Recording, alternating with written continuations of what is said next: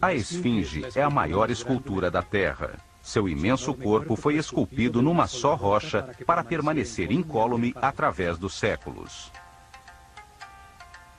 É um gigantesco monólito, uma única rocha talhada na planície de Gizé, com 80 metros de comprimento, 13 de largura e 20 de altura. É do tamanho do quarteirão de uma cidade média. Para dar forma ao seu corpo, cortaram e retiraram a pedra em enormes blocos, que usaram depois para construir em frente a ela 2 templos maciços.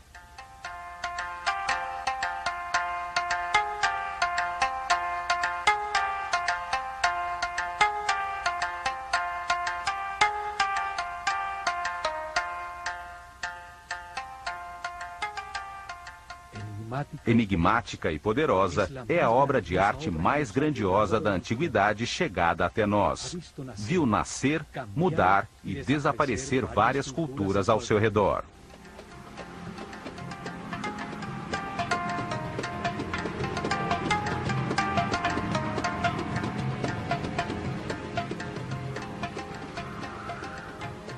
A esfinge está situada num ponto muito especial na Terra, a planície de Gizé, também conhecida como Rostal, no antiquíssimo livro dos mortos.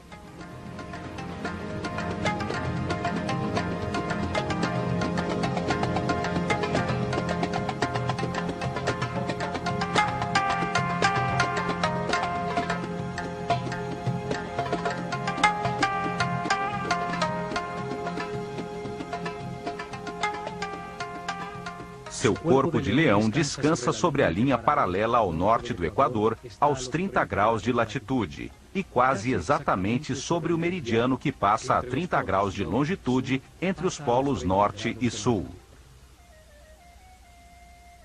30 graus de latitude, 30 graus de longitude, sobre um dos pontos diamagnéticos do planeta.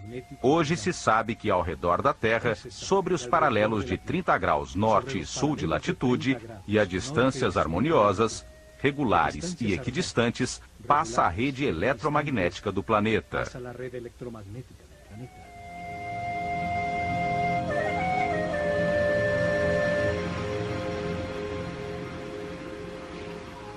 Todos os seres vivos, sem exceção, têm uma rede nevrálgica, uma matriz que capta e distribui de uma maneira harmoniosa a energia que todo o corpo necessita. A Terra está rodeada por essa rede geometricamente pura, de linhas equidistantes, baseadas em poliedros regulares, por onde passa a energia que a mantém viva.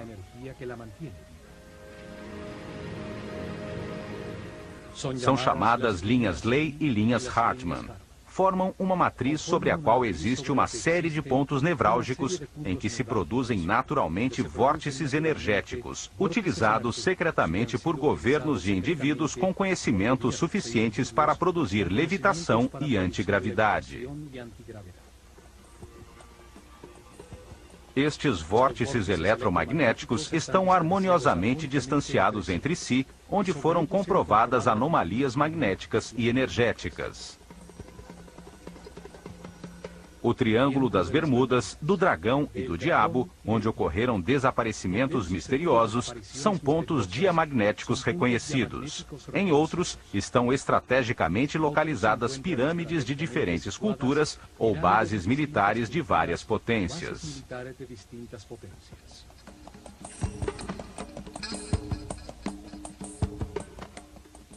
Utilizando a tecnologia adequada, pode-se aproveitar a energia do planeta sobre esses pontos nevrálgicos para anular a gravidade de qualquer objeto em seu campo de ação. Também nestes pontos foram realizadas experiências de translação dimensional, como as realizadas nos Estados Unidos no chamado Projeto Filadélfia, coordenado por Nikola Tesla em 1943. Nestes vórtices se produzem portas dimensionais que se abrem e se fecham ao entardecer nos dias de equinócio. Os egípcios consideravam o dia dos equinócios como a porta de Maat, a deusa do equilíbrio e da justiça. Nestes dias, realizavam cerimônias especiais com iniciados da Escola de Mistérios na planície de Rostal. Aproveitavam o vórtice para culminar os anos de preparação, nos quais os sacerdotes dos quinto e sexto níveis de consciência eram impulsionados por uma força externa para experimentarem dimensões mais elevadas. Com o conhecimento herdado dos sacerdotes do Olho de Horus a respeito da rede eletromagnética, construíram sobre ela a Grande Pirâmide, para transformar com fins espirituais sua inesgotável energia. Na Grande Pirâmide, recebiam no corpo as energias condensadas do planeta, conseguindo altíssimos níveis de vibração, como se obtivessem estados especiais de consciência.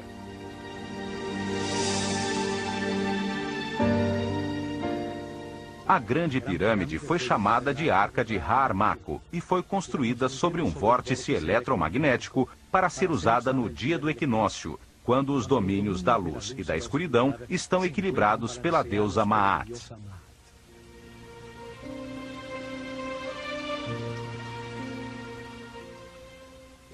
Nesses dias, nasciam os Néters, espíritos excepcionais, os Shensu-Hor, seguidores de Horus, irradiando amor e guiando o povo, elevando seu nível de consciência com seu exemplo e informação sobre a realidade do universo.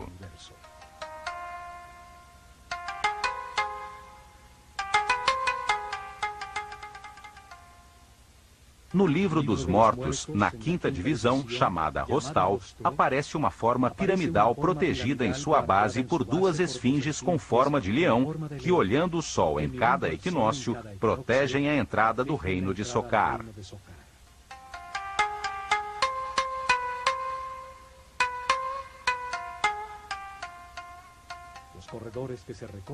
Os corredores que levam ao topo se parecem com as passagens da Grande Pirâmide.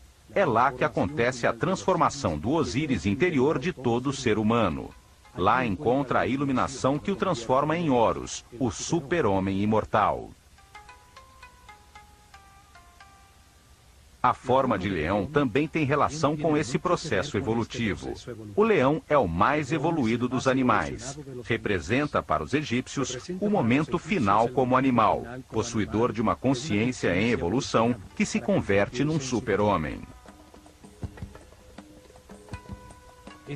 Estas e outro grande número de considerações fazem do lugar onde está localizada a esfinge algo muito especial, além da crença de que a esfinge é apenas uma escultura e a Grande Pirâmide um túmulo.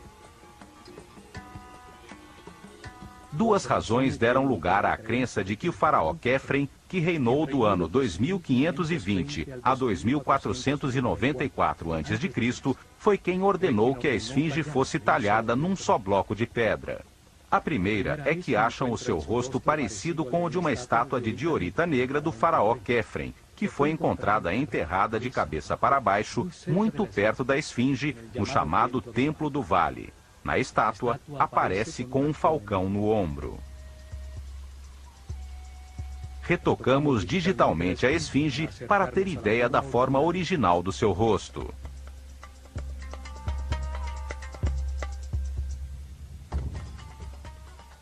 Achamos que as duas feições são muito diferentes das de Khephren.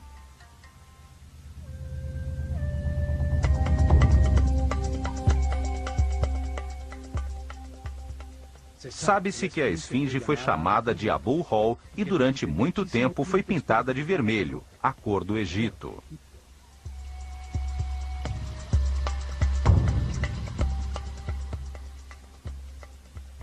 O tempo levou embora o peitoral de pedras semipreciosas, o simbólico enfeite do queixo, as cores de seu elegante turbante e todas as pedras polidas de granito branco da pirâmide de Khephren.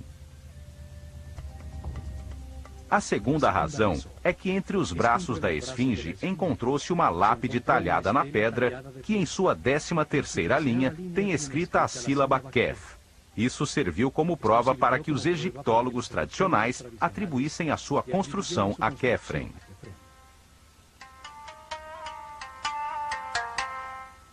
A lápide foi escrita pelo faraó Tutmoses IV, que reinou de 1401 a 1391 a.C., para comemorar a restauração e retirada da areia que a cobria. Ali se afirma que a esfinge é a personificação de um grande poder mágico que existe neste lugar desde o início dos tempos, o Zep-Tepi. Seu texto narra que, sendo Tutmoses IV muito jovem, viu num sonho o rosto da esfinge, dizendo-lhe que o tornaria faraó se a livrasse da areia que a cobria até o pescoço.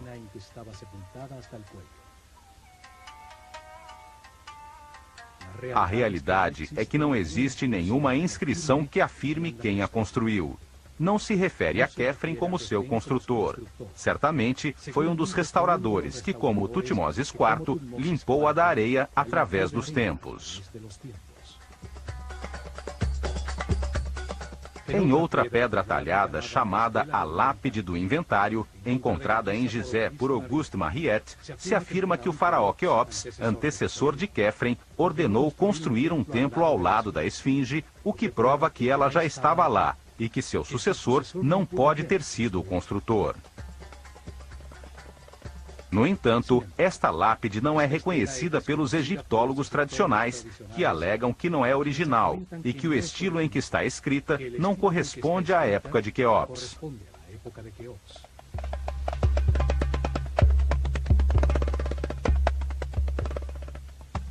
A realidade é que a esfinge permaneceu sepultada na areia por milhares de anos. Várias vezes, governantes benévolos ordenaram limpá-la, ficando descoberta durante algum tempo, para logo voltar a cair no esquecimento.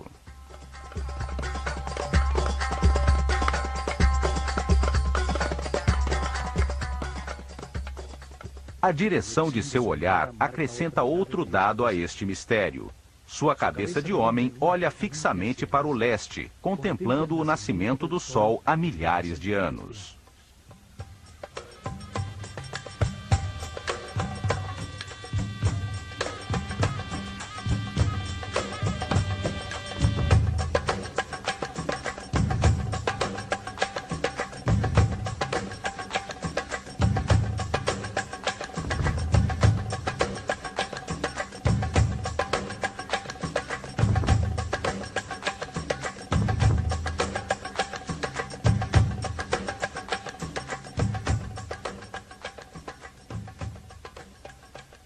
Seu olhar marca intencional e precisamente o ponto no horizonte onde nasce o Sol nos equinócios, o verdadeiro leste, o ponto de cruzamento dimensional. A linha imaginária que, passando pelo Sol, une o equinócio de verão e o de inverno, é utilizada atualmente para medir, com a variação de seu ângulo, o grande ano cósmico, a precessão dos equinócios. Seu ângulo muda 1 grau a cada 72 anos. Move-se 30 graus em 2.160 anos, 360 graus em 25.920 anos. É a marca do ano cósmico, o ciclo que determina as reencarnações do homem e a chegada dos cataclismos periódicos.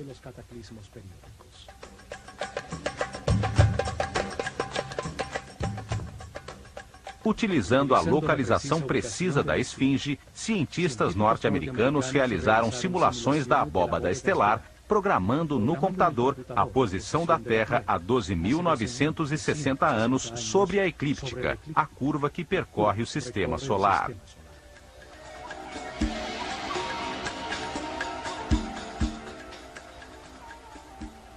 Ficou confirmado que, nesse momento, no ponto exato para onde a esfinge olha, o ponto no horizonte situado ao leste verdadeiro, aos 30 graus de latitude, surgiam todas as noites as estrelas da constelação de Leão. A esfinge olhava no horizonte à sua frente as estrelas do signo zodiacal de Leão, a constelação que atravessava o sistema solar naquele momento, confirmando a mensagem do tempo, de sua forma simbólica e de sua localização exata. Nesse mesmo momento, a 90 graus sobre o mesmo horizonte, mas olhando em direção ao sul, situava-se a constelação de Órion, 9 graus sobre a linha do meridiano norte-sul. Enquanto a estrela Sírio, a mais importante para os egípcios, pois a sua aparição anunciava a enchente do Nilo, se situava ao nível do chão, 14 graus à esquerda do meridiano.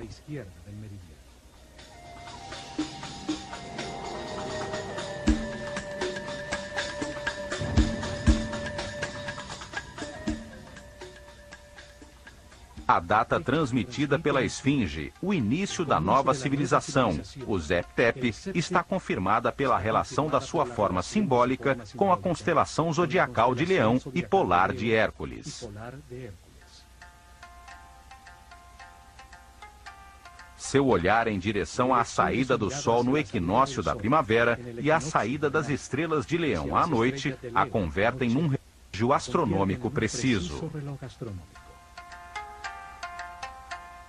Sua localização foi escolhida com muita precisão, para convertê-la num mensageiro através dos tempos que contasse aos pesquisadores futuros o ciclo mais importante para o homem, o ano cósmico e a localização da rede eletromagnética do planeta.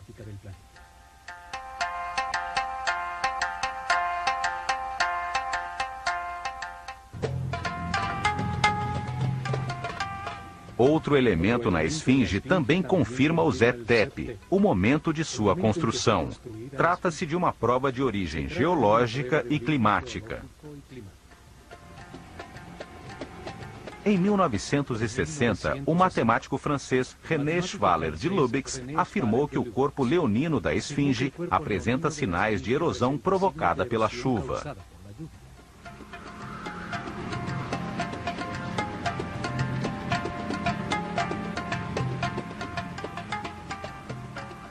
Isso surpreendeu a todos, pois está confirmado que a Esfinge ficou enterrada debaixo da areia até o pescoço, 90% do tempo dos últimos 4.500 anos.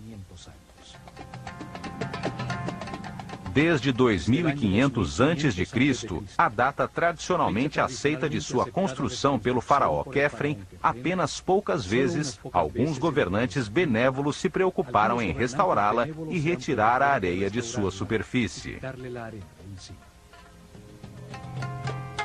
Uma dessas últimas limpezas foi realizada por Napoleão quando esteve no Egito. Como é possível, então, que seu corpo apresente sinais de erosão devido à chuva?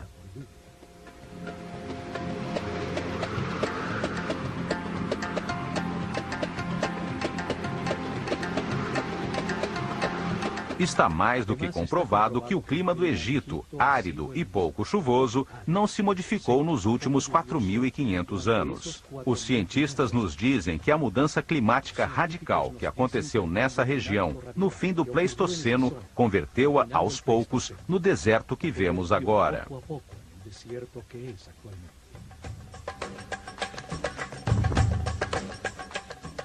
Isso quer dizer que a chuva que causou a erosão da Esfinge só pode ter acontecido entre o ano 10.960 a.C. e o ano 5.000 a.C., quando a planície de Gizé converteu-se no areal que a sepultou até o pescoço e a protegeu do clima ao seu redor.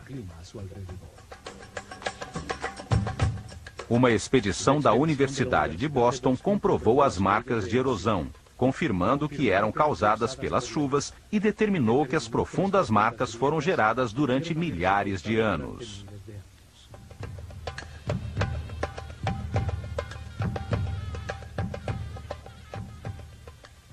Isso confirma a antiguidade da Esfinge e centra a atenção sobre a polêmica que existe entre os egiptólogos tradicionais, que não chegaram a um acordo sobre quando, de fato, começou essa civilização.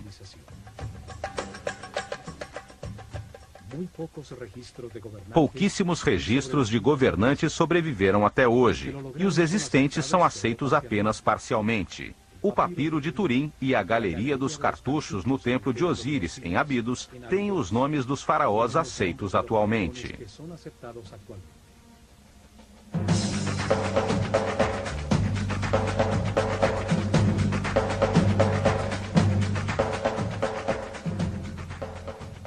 Desde o primeiro faraó, o lendário rei Menes, que aparece na tabuleta de Narmer, a quem se atribui a unificação do Egito ao redor do ano 3000 a.C., dando início à primeira dinastia da história oficialmente aceita.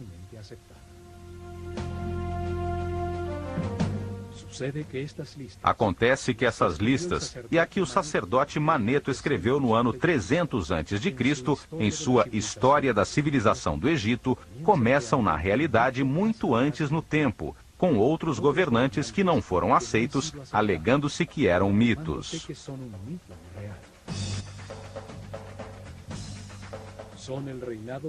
São o reinado de Shensuor, seguidores de Horus, os divinos ancestrais, seres iluminados que teriam governado o Egito durante 13.900 anos. Depois, o reinado dos Aku, os sábios, outros governantes excepcionais, cujo reinado, segundo essas listas, durou 11.000 anos antes de começar o reinado dos faraós, que durou 30 dinastias. Isso quer dizer que a civilização existiu no Egito ainda antes do dilúvio, durante o ciclo anterior a que chamamos Atlante, e que no Zep-Tep um novo ciclo recomeçou a partir dos conhecimentos herdados.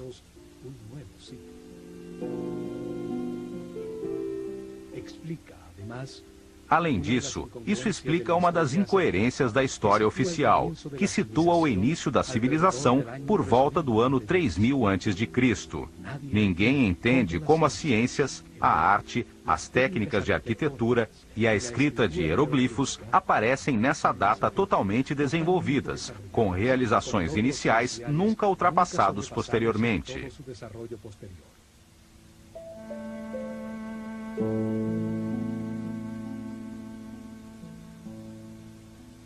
Não se entende como o complexo de Saqqara aparece de repente do nada, com ladrilhos cozidos, finíssimos acabamentos cerâmicos, harmoniosos detalhes arquitetônicos, colunas e pirâmides capazes de resistir durante milênios.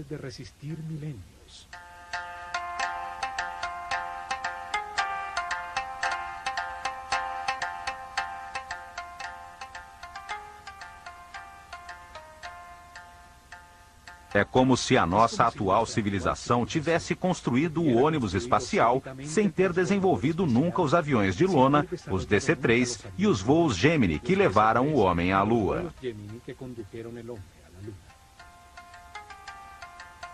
É evidente que a civilização egípcia herdou conhecimentos do ciclo anterior Atlante e que foi guiada em seus primórdios por uma casta sacerdotal de seres muito evoluídos espiritualmente, como afirmam as listas de governantes que chegaram até nós.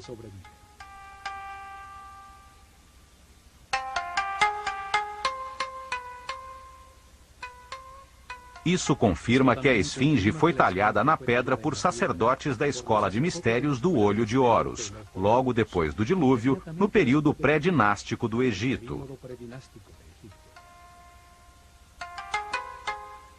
A esfinge é uma imensa escultura, construída em uma só peça para resistir incólume à passagem dos séculos. Sua forma simbólica foi cuidadosamente escolhida para tornar-se um relógio astronômico.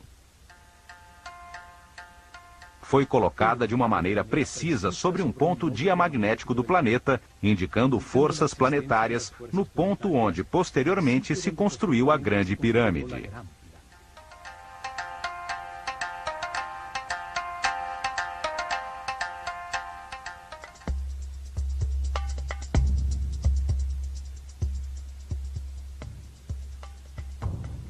Seu olhar dirigido ao ponto preciso no horizonte onde surge o Sol no dia do equinócio, indica a importância da porta de Maat, a entrada ao reino de Sokar, o momento onde o dia e a noite têm a mesma duração.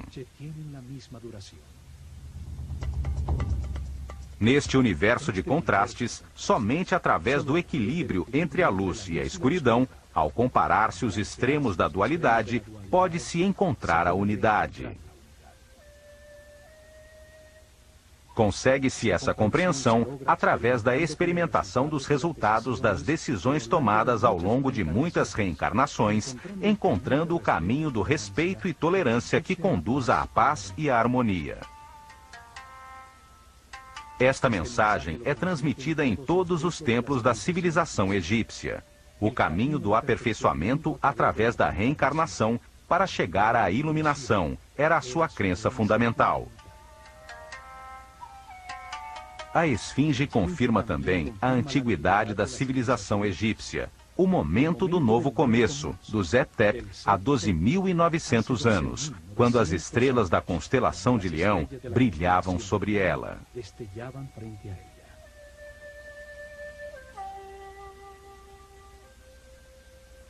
A esfinge marca a existência do ano cósmico, o ciclo mais importante para a humanidade. Confirma que, se de fato a civilização Atlante existiu, representa a certeza de que existe uma alta escola de sabedoria.